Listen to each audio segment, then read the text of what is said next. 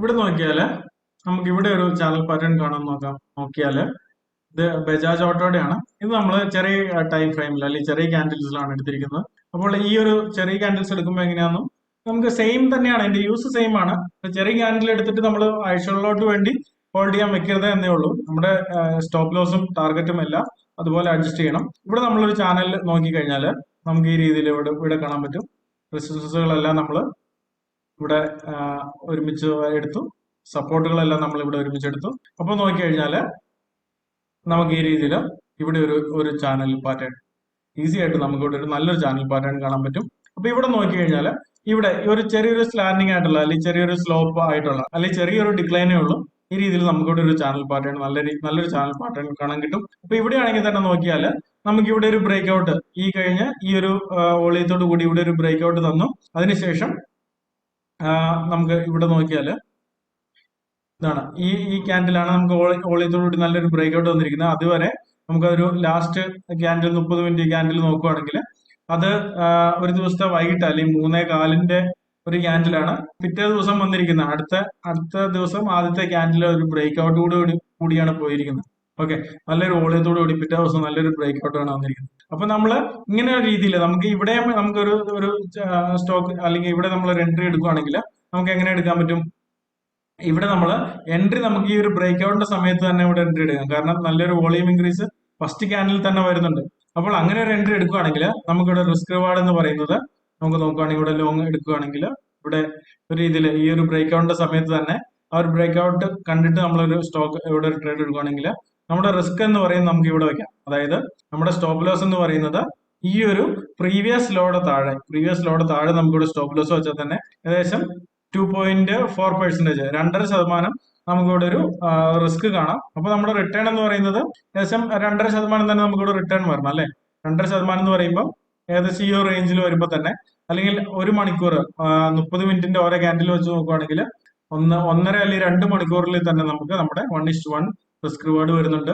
എന്നാൽ നമുക്ക് അതിനുശേഷം നമ്മുടെ സ്റ്റോപ്പ് ലോസ് റിവൈസ് ചെയ്ത് നമ്മളെ എൻട്രി പോയിന്റിലോട്ട് തന്നെ നമ്മുടെ സ്റ്റോപ്പ് ലോസ് വെച്ചു. അതിനുശേഷം നമ്മൾ ഹോൾഡ് ചെയ്യുകയാണെങ്കിൽ 1:2 വേണ്ടി ഹോൾഡ് ചെയ്താൽ 2 എന്ന് പറയുമ്പോൾ നമുക്ക് 5 വരണം അല്ലെ. 5 എന്ന് പറയുന്നത് ഈ ഒരു റേഞ്ചിൽ, അതായത് ഈ ഒരു ക്യാൻഡിൽസിന്റെ ടോപ്പ് എന്ന് പറയുന്നതാണ്. ഇവിടെ 5% നമുക്ക് റിട്ടേണിൽ നമുക്ക് എക്സിറ്റ് ആകാവുന്നതാണ്.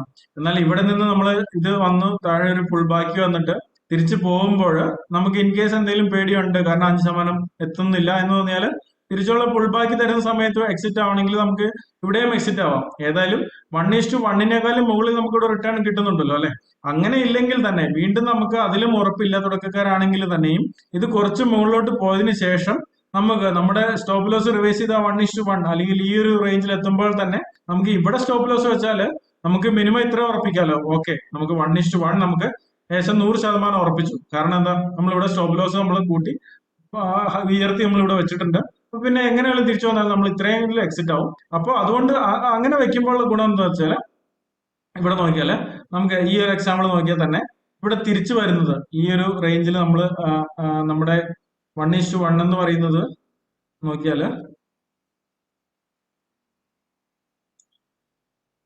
ഇതാണ് 1:1 എന്ന് പറയുന്നത് 2.5. ഇത്രയാണ് നമ്മുടെ റിട്ടേൺ വരേണ്ടത്. ഫസ്റ്റ് നമ്മളുടെ റിട്ടേൺ വരുന്നത് അവിടെ നമ്മൾ സ്റ്റോപ്പ് ലോസ് ആ റേഞ്ചിൽ തന്നെ വെച്ചാൽ ഇവിടെ ആ ഒരു സെയിം റേഞ്ചിലാണ് ഇവിടെയാണ് സ്റ്റോപ്പ് ലോസ് വയ്ക്കുന്നത്. ഇവിടെ സ്റ്റോപ്പ് ലോസ് വെച്ചാലും ഇതിനെ ഡിലീറ്റ് ചെയ്തിട്ട് നോക്കാം കാണാൻ എളുപ്പത്തിന്. ഇവിടെ നമ്മൾ സ്റ്റോപ്പ് ലോസ് വെച്ചാലും പിന്നെയുള്ള ക്യാൻഡിൽ ഇവിടെ മുകളിൽ പോയിട്ട് ഒരു പുൾ ബാക്ക് വരുന്നത് അത്രയും താഴെ വരുന്നില്ല. കാരണം ഇത് ഹയർ ഹൈ ക്രിയേറ്റ് ചെയ്തുകൊണ്ടാണ് പോകുന്നത്. ഇത് മുകളിൽ പോയി ഒരു പുൾ ബാക്ക് തന്നു, വീണ്ടും മുകളിൽ പോയി പുൾ ബാക്ക് തന്നു, വീണ്ടും മുകളിൽ ഇങ്ങനെ പോയിക്കൊണ്ടിരിക്കുന്നതാണ് കാണുന്നത്. അപ്പോൾ ഇങ്ങനെ പോകുന്ന അവസ്ഥയിൽ നമുക്ക് ഈ ഒരു ഇത്രയും ഒരു താഴെ വരുന്നില്ല, ഇവിടം വരെ വരുന്നുള്ളൂ, പിന്നെയാണ് ഇത് മുകളിൽ പോകുന്നത്. അപ്പോൾ ആ ഒരു പോകുന്ന പോകിൽ നമുക്ക് 1:2 നമുക്ക് ഈസി ആയിട്ട് ഇവിടെ ബുക്ക് ചെയ്യാൻ പറ്റുന്നതാണ്. അപ്പോൾ ഈ രീതിയിൽ നമുക്ക് ട്രേഡിനെ കാണാം. അപ്പൊ ഇതെങ്ങനെയാണ് സ്റ്റോക്ക് നേരെ പോവുകയല്ല, നമുക്കറിയാം ഓരോ പ്രാവശ്യം മുകളിൽ പോകും, തിരിച്ചൊരു പുൾ ബാക്ക് വരും, മുകളിൽ പോകും. ഈ രീതിയിലാണ് പോകുന്നതെന്ന് പറഞ്ഞു അല്ലെ, നമ്മൾ കഴിഞ്ഞ വീഡിയോയിൽ പറഞ്ഞു. അപ്പൊ അതിനൊരു എക്സാമ്പിൾ ആണിത്. പൊതുവെ അങ്ങനെയാണ്, നിങ്ങൾ മൊത്തം ചാർട്ട് നോക്കിയാൽ നമുക്കറിയാൻ പറ്റും നേരെ ഒരിടത്തും പോകുന്നില്ല അല്ലെ, സ്ട്രെയിറ്റ് ആയിട്ട് പോകുന്നില്ല. ഇത് എങ്ങനെയെങ്കിലും പല രീതിയിൽ ഈ രീതിയിലാണ് പോകുന്നത്. അപ്പൊ ഇതിന് ഓരോ കാരണങ്ങളും ഉണ്ടെന്ന് പറഞ്ഞു അല്ലെ. ഇനി നമുക്ക് അടുത്ത ചാർട്ട് അല്ലെങ്കിൽ അടുത്ത പാറ്റേൺസ് നോക്കാം. അടുത്തത് കപ്പ് ആൻഡ് ഹാൻഡിൽ എന്ന് പറയുന്ന പാറ്റേൺ ആണ്. വളരെ പ്രധാനപ്പെട്ട ഒരു പാറ്റേൺ ആണ്. കാരണം അത് നമുക്ക് ഇഷ്ടം പോലെ റിപ്പീറ്റ് ചെയ്യുന്നതാണ്, നമ്മുടെ ചാർട്ടുകൾ റിപ്പീറ്റ് ചെയ്യുന്നതാണ്. അത് മാത്രമല്ല അതിന് നല്ല ആക്യുറസിയും കൂടുതലുള്ള ഒരു പാറ്റേൺ ആണ് കപ്പ് ആൻഡ് ഹാൻഡിൽ എന്ന് പറയുന്നത്. അത് നമുക്ക് നോക്കാം. ഇവിടെ നമുക്ക് നമ്മുടെ കണ്ടിന്യൂഷൻ പാറ്റേണിലെ മൂന്നാമത്തെ കപ്പ് ആൻഡ് ഹാൻഡിൽ പാറ്റേൺ നോക്കാം. ഈ പേര് പോലെ തന്നെ കപ്പ് ആൻഡ് ഹാൻഡിൽ എന്ന് പറയുന്നത് ഒരു കണ്ടിന്യൂസ് ആയിട്ട് ഒരു അപ് ട്രെൻഡിൽ വരുന്ന ഒരു പ്രൈസ് മൂവ്മെന്റില് അവിടെ നിന്നിട്ട് ഒരു റിജക്ഷൻ വരുന്നു, റിജക്ഷൻ വന്ന് പ്രൈസ് താഴെ പോകുന്നു, വീണ്ടും അവിടെ നിന്ന് തിരിച്ച് ഒരു മുകളിൽ എത്തിയതിനു ശേഷം വീണ്ടും അടുത്തൊരു ചെറിയൊരു റിജക്ഷൻ വന്ന് ചെറിയൊരു ഹാൻഡിൽ ഫോം. അപ്പൊ ഇത് അതിന്റെ കപ്പും, ഇതാണ് അതിന്റെ കപ്പ്, ഇതാണ് അതിന്റെ ഹാൻഡില്. ഓക്കെ, സോ ഇതിനാണ് നമ്മൾ കപ്പ് ആൻഡ് ഹാൻഡിൽ എന്ന് പറയുന്നത്. അപ്പൊ ഇവിടെ നോക്കുകയാണെങ്കിൽ നമുക്ക് ഇവിടെ ഒരു റെസിസ്റ്റൻസ് ലെവൽ കാണാൻ പറ്റും. ഇവിടെ നിന്ന് ഒരു റെസിസ്റ്റൻസ് ലെവൽ ഇങ്ങനെ വരും.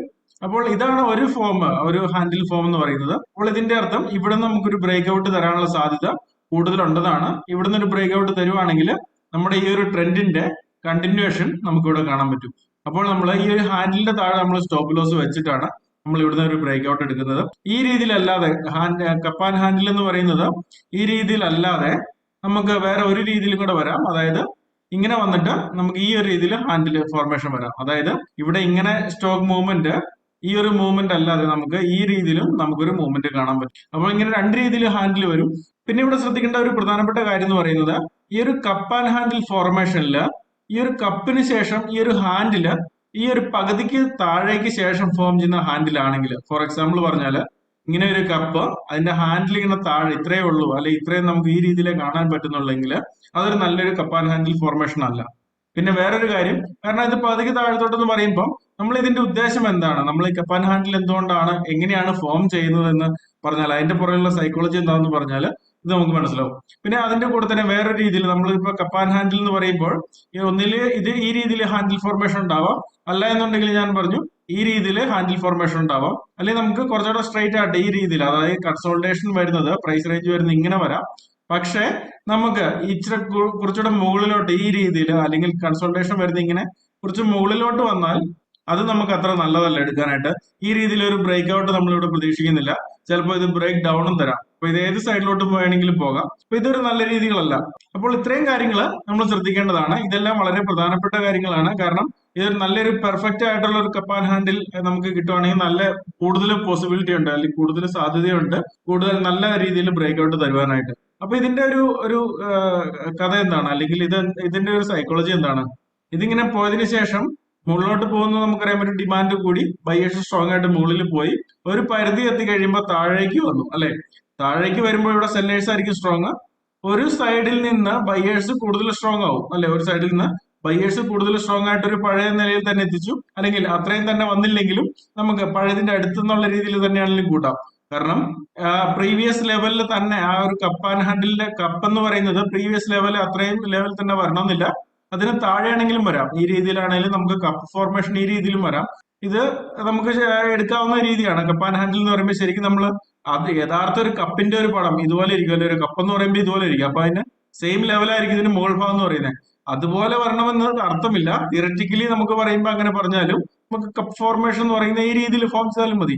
ഈ രീതിയിൽ ഫോം ചെയ്യുമ്പോൾ ഈ ഒരു ഭാഗം കുറച്ച് മുകളിലായിരിക്കും, അല്ലെ? ഈ ഒരു ഭാഗം മുകളിലായിരിക്കും, ഇത് താഴെ ആയിരിക്കും. ഇങ്ങനെ ഫോം ചെയ്താലും ഇത് കപ്പ് ആൻഡ് ഹാൻഡിൽ ഫോർമേഷൻ ആണ്. ഓക്കെ, അപ്പോ നമുക്ക് പറഞ്ഞു വന്ന കാര്യത്തിലോട്ട് വരാം. അതായത് ഇവിടെ നമുക്ക് ഈ ഒരു രീതിയിൽ ഈ താഴേക്ക് സെല്ലേഴ്സ് സ്ട്രോങ് ആയി ഒരു പരിധി എത്തുമ്പോൾ ഇവിടെ ബയേഴ്സ് സ്ട്രോങ് ആയിട്ട് മുകളിൽ ഒരു പരിധി വരെ എത്തി, വീണ്ടും ഇവിടുന്ന് വീണ്ടും സെല്ലേഴ്സ് ആക്റ്റീവ് ആവുകയാണ്. ഇവിടുന്ന് വീണ്ടും സെല്ലേഴ്സ് ആക്റ്റീവ് ആയിട്ട് വീണ്ടും താഴത്തോട്ട് കൊണ്ടുവരുമ്പോൾ പഴയ ആദ്യം വന്ന അത്രയും താഴെ വരുന്നില്ല. അതിനു മുമ്പ് തന്നെ ഇവിടെ ബയേഴ്സ് കൂടുതൽ സ്ട്രോങ് ആയിട്ട് ഇവിടുന്ന് ഒരു റിവേഴ്സൽ തരുവാണ്. അപ്പൊ അതിന്റെ അർത്ഥം എന്താന്ന് വെച്ചാല് ആദ്യം സെല്ലേഴ്സ് സ്ട്രോങ് ആയ അത്രയ്ക്കും ഈ രണ്ടാമത്തെ പ്രാവശ്യം വന്നപ്പോൾ അത്രയ്ക്ക് പറ്റിയില്ല.